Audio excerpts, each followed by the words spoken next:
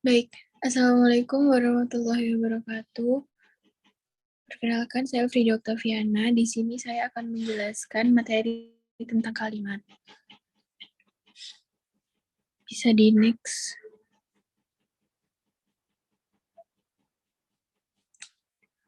Pengertian kalimat. Kalimat adalah suatu satuan bahasa yang wujudnya bisa beberapa kata yang sengaja disusun untuk menyatakan suatu makna yang lengkap. Kalimat memiliki beberapa kata sekaligus, ada kalimat yang memiliki jumlah kata sedikit, ada juga kalimat yang memiliki jumlah kata yang banyak. Hal ini tergantung dengan jenis kalimatnya. Dua kata bisa disebut sebagai kalimat asalkan memenuhi syarat atau ciri-ciri kalimat. Kalimat juga merupakan sesuatu yang dibuat sesuai kebutuhan. Misalnya saat menulis, kamu tidak bisa dipaksa untuk menulis semua kalimat dengan jenis yang sama atau jumlah yang sama.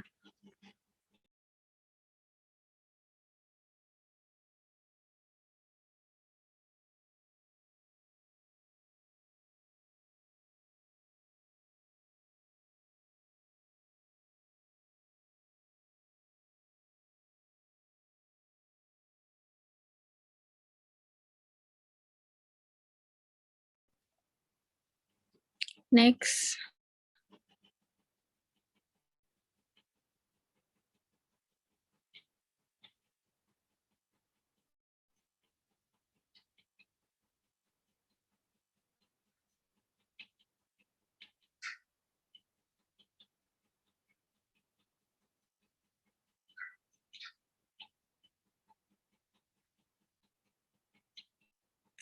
Pengertian kalimat menurut para ahli.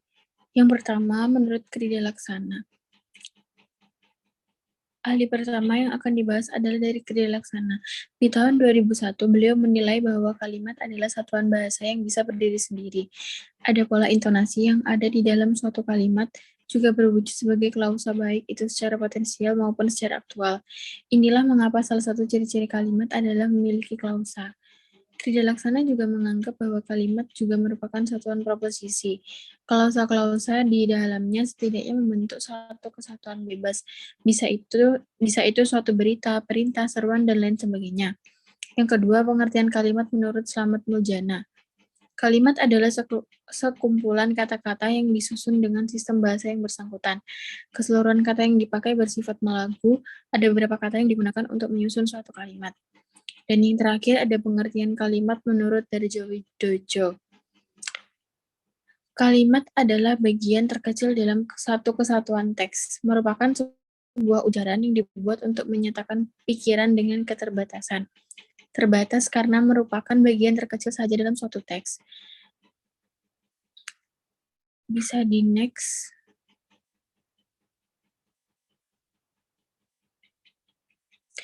Kemudian selanjutnya ada ciri-ciri kalimat. Yang pertama, memiliki lebih dari satu klausa. Yang kedua, diawali dengan huruf besar. Yang ketiga, diakhiri dengan tanda baca.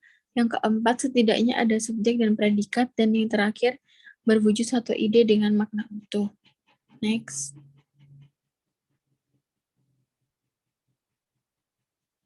Unsur-unsur kalimat. Yang pertama, ada subjek. Bisa di next.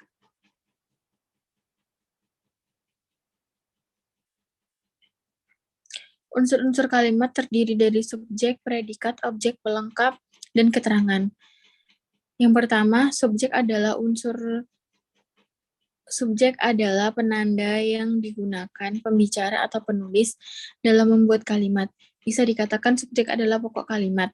Subjek bisa berwujud kata benda, frasa, atau kata kerja meskipun jarang. Yang kedua, next. Predikat.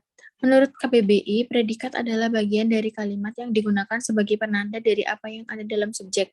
Bisa dikatakan predikat adalah yang digunakan untuk menjelaskan subjek. Jenisnya ada banyak. Predikat juga bisa berupa frasa kalimat, kata benda, kata sifat, frasa preposisi, dan frasa numeral. Yang ketiga, next. Yang ketiga adalah objek. Objek adalah sesuatu yang menjadi sasaran dari subjek. Dalam kalimat aktif, objek diletakkan setelah subjek. Namun dalam kalimat pasif, objek diletakkan sebelum subjek. Objek bisa berupa kata benda maupun prasaranana. Next. Kemudian yang keempat ada pelengkap. Unsur ini bersifat opsional untuk digunakan. Jika digunakan, maka pelengkap ini bisa dimanfaatkan untuk memberi keterangan dari kata-kata sebelumnya. Next. Yang terakhir ada keterangan. Fungsinya ada untuk meluaskan makna. Bisa juga menjadi pembatas antara makna predikat dan makna subjek. Next.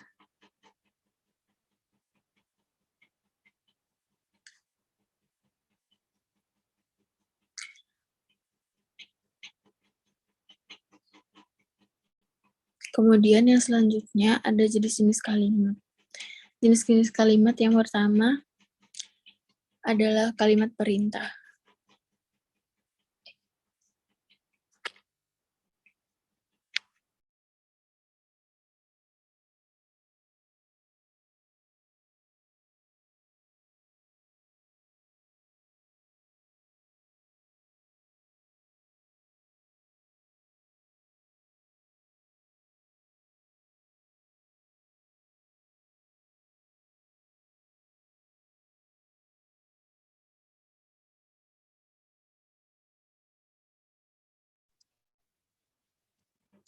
Jenis-jenis kalimat yang pertama, jenis-jenis kalimat berdasarkan isi. Kemudian yang kedua ada jenis-jenis kalimat berdasarkan jumlah klausa. Dan yang terakhir ada jenis kalimat berdasarkan fungsi subjek. Next.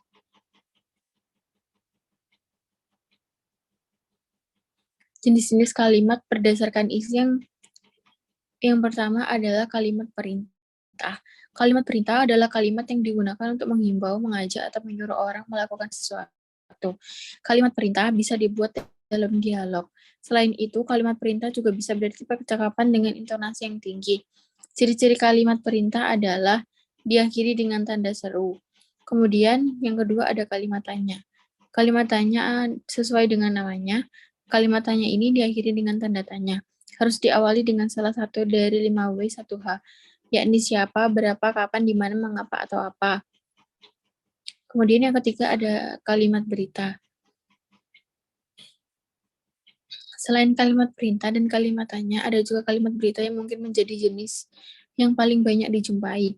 Kalimat berita ini dibuat untuk memberitahu, bisa juga untuk menjelaskan. Next. Kemudian selanjutnya jenis-jenis kalimat berdasarkan klausa. Berdasarkan jumlah klausanya, kalimat dibagi menjadi 2 jenis. Jenis kalimat tersebut adalah kalimat tunggal dan kalimat menjemuk. Kalimat tunggal adalah kalimat yang memiliki satu klausa saja, maka dari itu kalimat tunggal cenderung singkat. Kemudian kalimat menjemuk adalah kebalikan dari kalimat tunggal. Kalimat menjemuk adalah kalimat yang jumlah klausanya lebih dari satu. Mudahnya, dalam satu kalimat bisa ada beberapa info yang diberikan. Kalaupun itu kalimat deskriptif, maka ada beberapa pekerjaan atau aktivitas yang dijelaskan dalam satu kalimat. Next.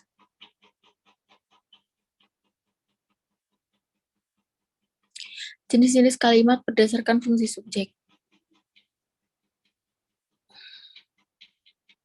Berdasarkan fungsi subjeknya, apabila dilihat dari pengucapannya, jenis kalimat dibagi menjadi 2, yaitu kalimat aktif dan kalimat pasif. Kalimat aktif adalah kalimat yang menggunakan kata-kata aktif di dalamnya, misalnya seperti menggunakan kata-kata menulis, membaca, mengulang, dan lain-lain. Kemudian kalimat pasif adalah kalimat yang menggunakan kata-kata pasif. Seperti misalnya menggunakan kata-kata dibaca, ditulis, diulang, dan masih banyak lainnya. Demikian penjelasan dari saya, kurang lebihnya mohon maaf. Akhir kata, wassalamualaikum warahmatullahi wabarakatuh.